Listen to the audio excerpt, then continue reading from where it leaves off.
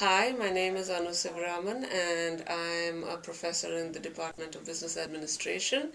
I teach BUAD 477, which is IT applications in marketing. And as a part of that course, I used blogs almost for like 3 years, I think, 3 years. I used blogs as the project for that course. One of the reasons I chose to use the blog is because it was a tool that was, first of all, readily available. It was free, so students could use it without having to pay extra. But the most important reason was that it allowed collaboration. So instead of using a regular website, a blog was a better tool because not only could I communicate with the students like I could through a website, the students could communicate with me through the blog instead of through email. So the way it worked is I set up a course blog. So that would be like a normal website where I used to post messages for the students. It also contained links to blogs that the students created as a part of the course, and when you click on those links it took you through to the actual blog that the student had created, and that blog could have like multiple pages in it.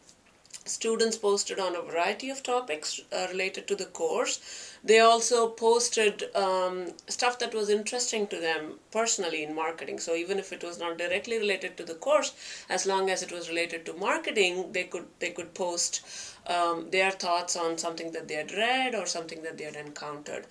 It worked out very well from the course point of view because they learned some hands-on IT application, and they also learned to share their knowledge with the world through the blog. So in that sense, it was a very collaborative tool.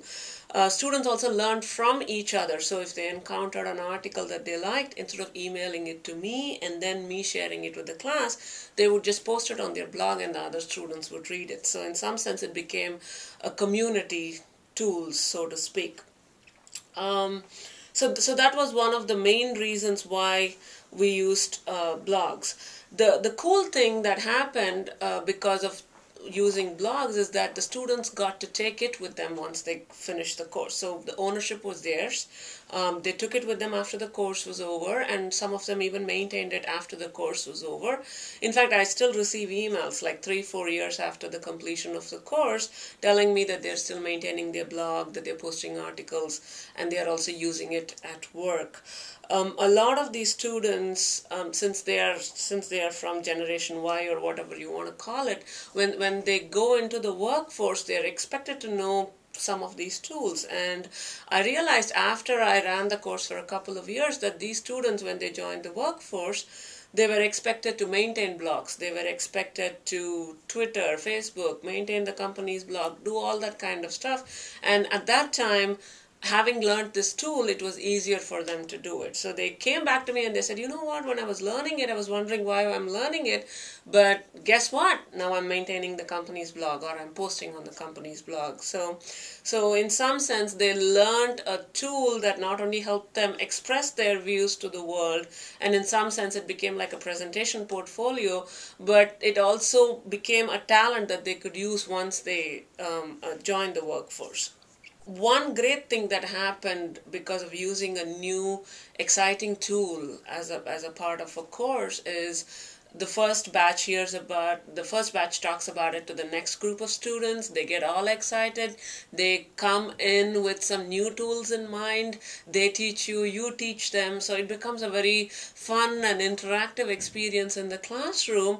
And in some sense, it has the snowball effect. Every year, the blogs become better and better and better. And it also became better because the site that we were using, Blogger, they kept adding new tools. So the students got very excited about it. So in some sense, I love the snowball effect. So I felt like I was never teaching the same course again.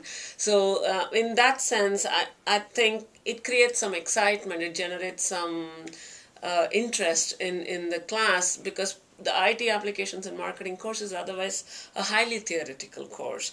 The exciting thing that used to happen before this was having a few wonderful guest speakers, maybe. So in some sense, the blog brought a lot of that excitement into the classroom. So that was something that I loved from a personal point of view.